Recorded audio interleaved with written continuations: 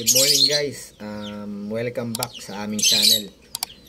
For today's video, magbibigay ako ng tips kung paano maiwasan yung mga peste sa ating ibunan, katulad ng bubuwit, yung dagang maliliit, tapos ipis, yan madalas din yan sa ibunan natin, no? Tapos yung langgam, number 1 yan. Pag-usapan natin yan guys after ng intro.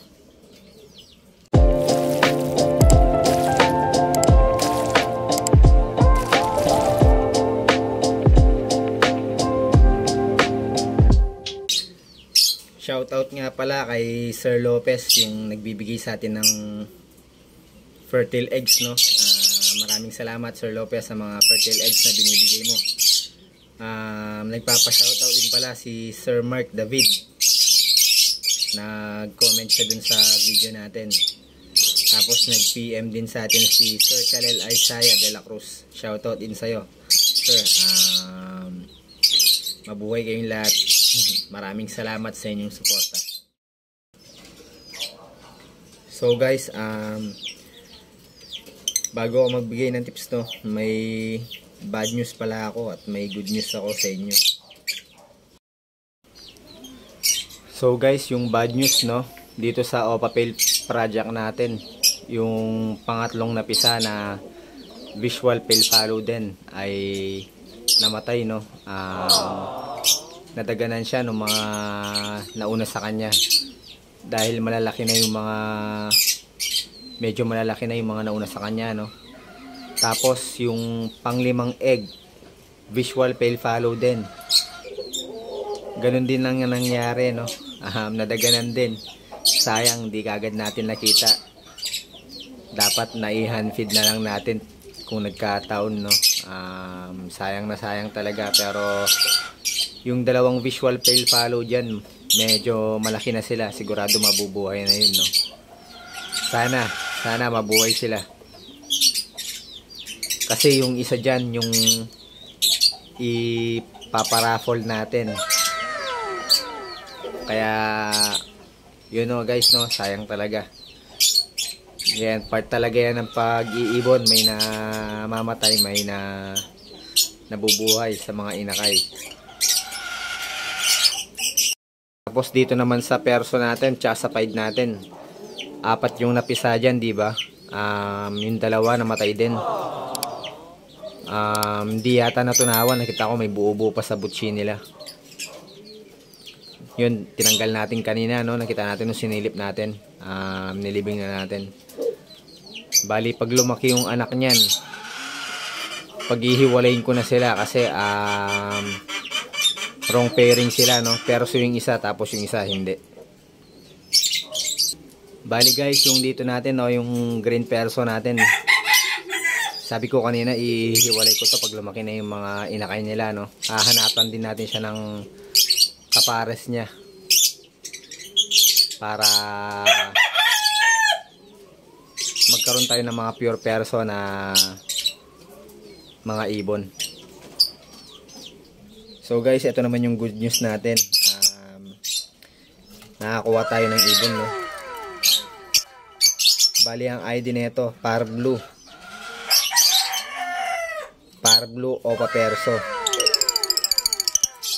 Sureball na hen to. So guys, ito na yung Opa Perso natin, no. Parblue Opa Perso. Hen yan. Bali ipapares natin yan dun sa Opa Perso F1 natin na split ino, para magkaroon tayo ng materialis na opaline perso, no. Ito yung sinasabi ko guys, no, na opaline perso F1 natin, mauve, opakak. Bali ihiwalay na natin siya dyan sa white ball natin kapag di pa rin umayos yung white ball natin, kasi maselan yung white ball natin. Ipapares natin siya dun sa nakuha nating Parblue Opaline Perso hen. Napakagandang materialis guys. One eternity later. So guys, yun, balik na tayo sa topic natin. Paano nga ba maiiwasan yung mga peste sa aviary natin? Katulad ng langgam, daga at saka ipis. So guys, ako sa experience ko lang, no, yung ginagawa ko tuwing umaga, yung mga kasi yung mga ibon natin may natatapon niya na pagkain sa lapag-lapag. Winawalis ko yun tuwing umaga para iwas na rin dun sa mga langgam. Number 1 sa langgam, yun yung mga pinupuntahan nila. Tapos yung poop tray nila, no, once a week ko yun nililinis, tinatanggal ko yung mga dumi doon. Dahil may mga nahuhulog din na pagkain doon, tapos yung mga dumi nila. Number 1 doon yung ipis. Pinupunta ng ipis yun, yung mga nahuhulog doon. Yung ipis kumakain niya ng mga dumi ng mga ibon natin. Kaya linisin natin yung poop tray ng mga cage natin, no, once a week. Yun yung ginagawa ko. Tapos pag may napapansin na akong may mga langgam-langgam sa paligid, no, ini-sprayan ko na agad yun ng wash out. Tapos pati yung paligid ng cage natin, ini-sprayan ko na rin ng wash out para hindi na umabot dun yung langgam, no. Maiiwasan natin yung pagpunta ng langgam sa mga cage natin. Guys, dagdag na tips pala, no. Kung napapansin nyo, no, dito sa nest box natin may kulay puti, no, na nakapaligid sa kanya. Bali, ano yan, chalk na insecticide yan. Nilalagay ko yan para hindi pasukin ng langgam yung nest box natin kahit may namatay na inakay din sa loob ng nest box natin.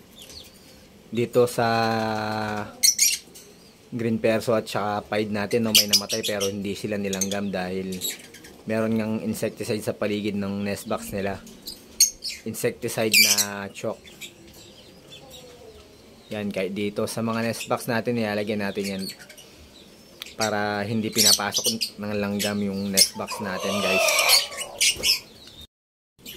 So guys, yun lang, no, yun lang naman yung ginagawa ko sa ibunan ko, no. Dati problema ko din yan, yung daga, yung bubuwet, yung maliliit. Napakarami yan sa ibunan ko dati, pero ngayon wala na. Pati langgam, problema ko din dati yan. Nilalanggam yung mga inakay ko. Nauubos sila, no, namamatay dahil sa langgam. Tapos yung ipis, yun, no, problema ko din yun. Tsaka nga pala guys, dapat pala yung kainan nila, no, sa gabi tinatanggal na dapat natin yan. Ako tinatanggal ko yan kapag nasa nest box na sila, mga 6:30 to 7 PM. Doon ako nagtatanggal ng mga lalagyan nila ng pagkain, kinukuha ko na yun. Tapos pati yung lalagyan ng tubig, kinukuha ko na rin, nililinis ko. Gabi-gabi nililinis ko yan. So guys, yun lang, no. Maraming salamat sa mga sumusuporta sa atin, no. Yung sa mga nagtatanong pala dun sa raffle natin, abangan nyo lang yung update natin kung kailan tayo magpaparaffle. Medyo malalaki na yung mga inakay na ipaparaffle natin. Sigurado ako mabubuhay na yun. Kaya abangan nyo lang, guys. Baka next month na doon na tayo magpaparaffle, baka next month. So guys, maraming salamat sa lahat ng sumusuporta. Salamat mga kaibon, mga kalapatids.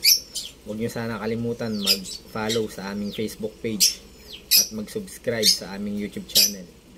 Ingat mga kaibon at kalapatids. God bless.